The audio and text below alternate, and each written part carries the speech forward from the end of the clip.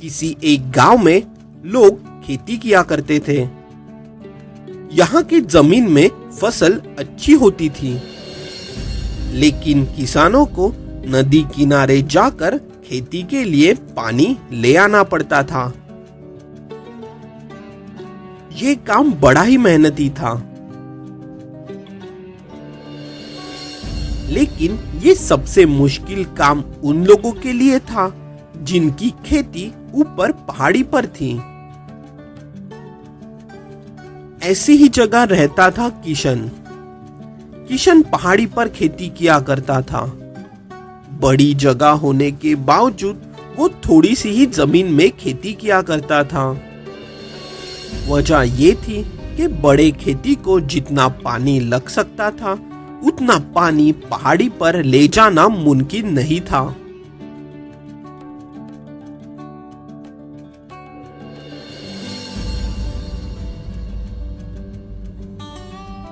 एक दिन पानी लेकर जा रहे हरि को बीच रास्ते में किशन मिला।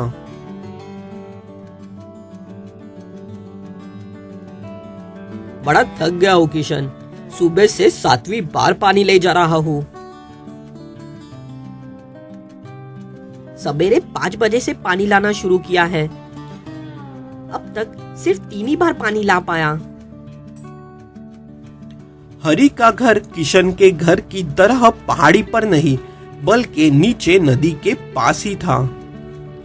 पहाड़ी पर चढ़ने को किशन को ज्यादा मेहनत और ज्यादा वक्त लगता, इसलिए वो ज्यादा वक्त में भी कम पानी ही भर पाता था। अरे रे, तुम रहते जो इतनी पहाड़ी पर हो, एक बात बोलूं किशन, बुरा मत मानना। ये इतनी मेहनत करने से अच्छा है तुम कोई और व्यापार कर लो। क्या? ये इतनी पहाड़ी की जमीन का क्या करूं फिर मैं? वैसे भी कहाँ पूरी इस्तेमाल करते हो किशन, थोड़ी से जमीन में ही बस खेती होती है तुम्हारी। हरि किशन की मेहनत जानता था। वो ये भी जानता था कि मेहनत अनुसार उसे मुनाफा नहीं होता, इसलिए हरि किशन को कोई और व्यापार करने की सलाह दे रहा था। हरि की ये बात सुनकर किशन चौंक गया, लेकिन बात समझाने के बाद हरि की बात किशन के समझ में आ गई। लेकिन किशन करता भी क्या, उसे और कुछ करना भी नहीं आता था। बात तो सही है तुम्हारी, लेकिन क्या करूं, मुझे और कुछ आता भी तो नहीं। सब ज्यादा फसल लेकर धनवान हो रहे हैं, तुम बस वही के वही हो किशन, वो भी हमसे ज्यादा मेहनत करके। मुझे बड़ा बुरा लगता है ये सोचकर दोस्त। अपने इसी ख्यालों में खोकर निराश किशन ऐसे ही नदी किनारे घूम रहा था। उसने देखा कि एक कनाल के जरिए नदी का पानी खेत तक ले जाया जा रहा है। ये खेत किसी बूढ़े आदमी का था, जो कि अपाहिज था। अरे वाह चाचा, ये पानी खेत तक लाने की सही तरकीब लगाई है आपने। क्या करता बेटा, मैं औरों की तरह नदी किनारे जाकर पानी बार बार भर नहीं सकता। मैं अपाहिज जो हूँ, इसलिए मैं नदी का पानी कनाल के जरिए अपने खेत तक ले आया। मेरा सारा काम आसान हो गया इससे। चाचा एक पाव से अपाहिज थे। वो बाकी किसानों की तरह नदी पर जाकर पानी भर के नहीं ला सकते थे। चाचा की ये तरकीब किशन को बड़ी अच्छी लगी। किशन सोचने लगा कि उसका खेत भी अगर नदी किनारे होता तो वो भी ये तरकीब जरूर अपनाता। मेरी भी समस्या कुछ इसी प्रकार की है, लेकिन मैं ऐसे नदी का पानी खेत तक नहीं ला सकता। मैं रहता जो पहाड़ी पे हूँ। अरे बेटा, समस्या भले ही एक जैसी हो, लेकिन जरूरी नहीं कि उसका समाधान एक जैसा हो। तुम्हारे पास जो कुछ मौजूद है उसी का इस्तेमाल करके तुम्हें तुम्हारे मंजिल तक पहुंचना होगा। चाचा किशन को समझाने लगे कि वो अपाहिज है, इसलिए उन्होंने ये तरीका चुना। अपनी खुद की कमजोरी जानकर किशन को उस हिसाब से अपनी तरकीब बनानी चाहिए।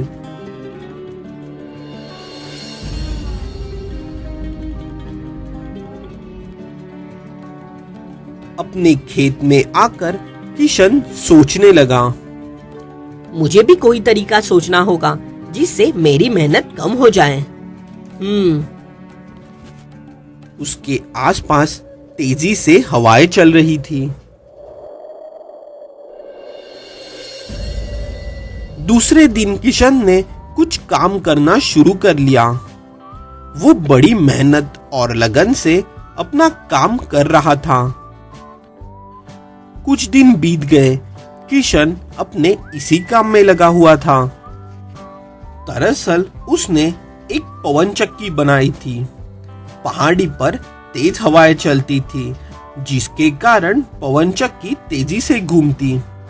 उसी का इस्तेमाल करके उसने नदी का पानी खेत तक लाने की योजना बनाई।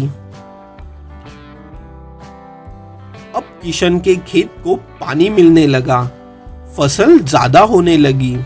उसका खेत अब हरा भरा हो गया।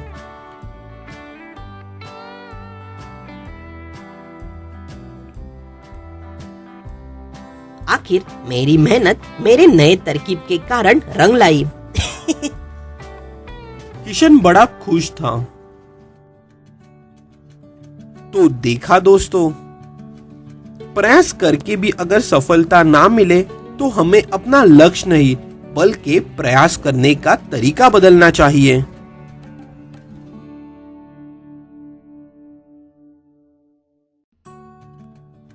ये कहानी है कुन्नूर गांव की। इस गांव में कई जगह बड़े बड़े खेत थे, जिससे ये गांव बड़ा ही हरा भरा लगता है।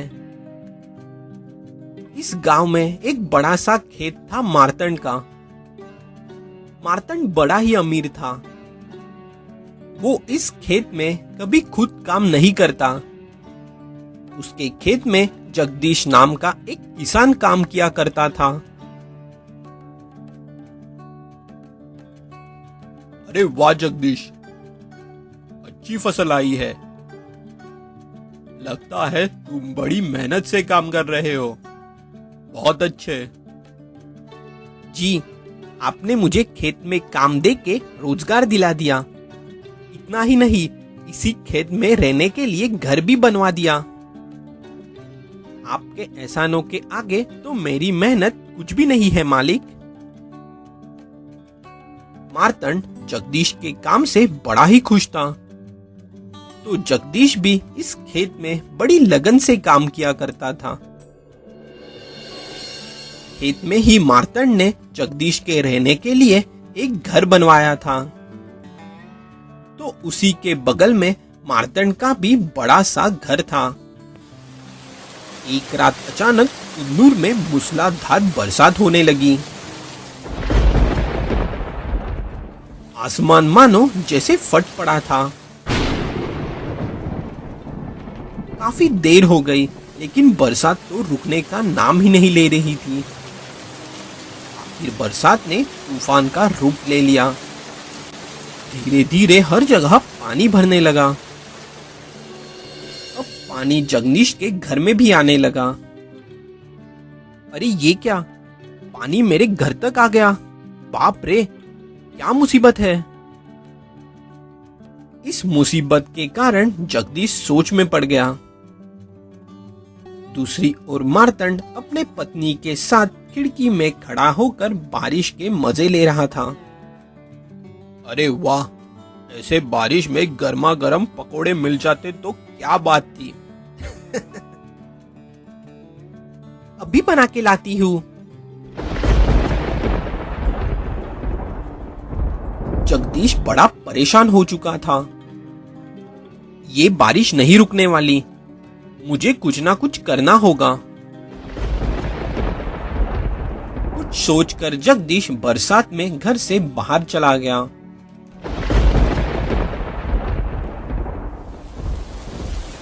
जगदीश ने अपने खेत में एक बांध तोड़ दिया, जिसके बाद सारा पानी बाहर जाने लगा।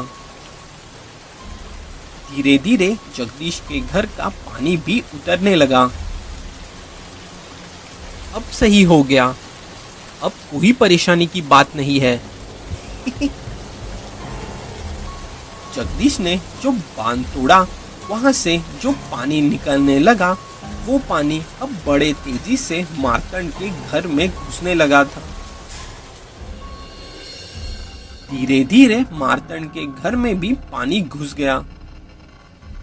अरे क्या मुसीबत है ये, अचानक इतना सारा पानी कहां से आ गया? मुझे जाकर देखना चाहिए। इस बात की छानबीन करने मार्तंड घर से निकल गया।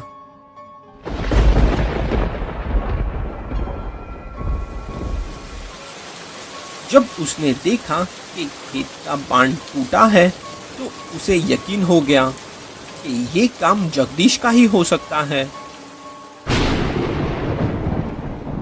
मार्तंड को जगदीश पे बड़ा गुस्सा आया।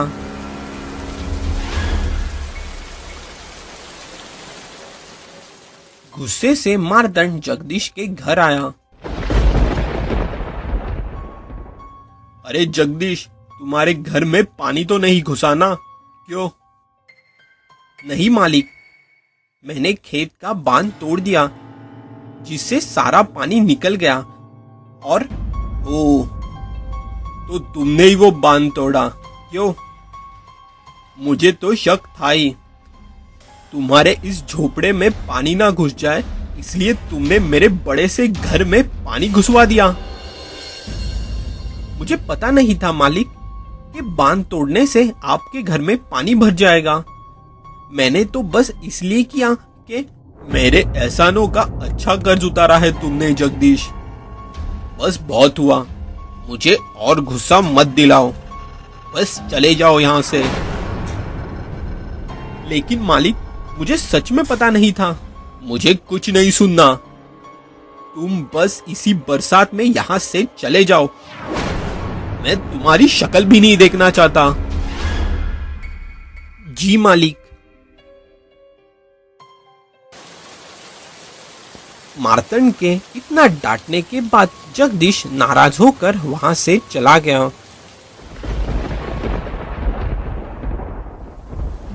अपने घर आकर मार्तंड ने भी जैसे तैसे पानी में रात काट ली। सारा तूफान धीरे धीरे शांत हो चुका था।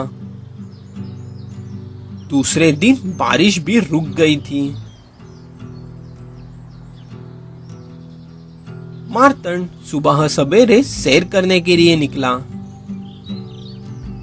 अपने खेत से चलते चलते अब वह थोड़ी दूर आ गया। थोड़ी ही दूर किशन के खेत में किशन खड़ा था। अरे क्या हुआ किशन, दुखी क्यों हो इतने? देखो ना, मेरा सारा खेत बर्बाद हो गया, कुछ नहीं बचा। क्या सारी फसल बेकार? अरे रे, बुरा हुआ ये तो। कितना नुकसान हुआ है तुम्हारा, सच में। कल के बरसात के कारण खेत में पानी जमा हो गया, जिसकी वजह से सारी फसल बर्बाद हो गई।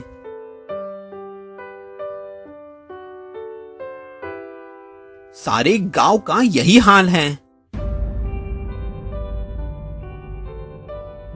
भगवान का लाख लाख शुक्र है कि मेरी फसल बर्बाद नहीं हुई। अचानक मार्तंड को याद आया, उसकी फसल इसलिए बच गई क्योंकि जगदीश ने खेती का बांध तोड़कर पानी हटा लिया था। अरे नहीं, तो जगदीश ने बांध इसलिए तोड़ा था ताकि मेरी फसल बर्बाद ना हो। उसके वजह से तो मेरा कितना नुकसान होने से बच गया। मार्तंड भागने लगा। वो गांव में यहाँ वहां भागकर जगदीश को ढूंढ रहा था। कुछ देर बाद आखिर मार्तंड को जगदीश बस स्टॉप पर खड़ा मिला। जगदीश, जगदीश, मुझे माफ कर दो। मैंने तुम्हारे साथ गलत किया। माफी किस बात की मालिक? मैंने मेरे घर में घुसे पानी से गुस्सा होकर बिना तुम्हारी बात सुने ही तुम्हें डांट कर घर से निकाल दिया। मुझे माफ कर दो। मैं सच में बुरा हूं। मार्तंड को अपने गलती का एहसास हो गया। क्रोध हो या तूफान, दोनों एक समान होते हैं। उनके शांत होने के बाद ही हमें पता चलता है कि कितना नुकसान हुआ है। जगदीश फिर से अब पहले की तरह ही मार्तंड के खेत में मेहनत से काम करने लगा।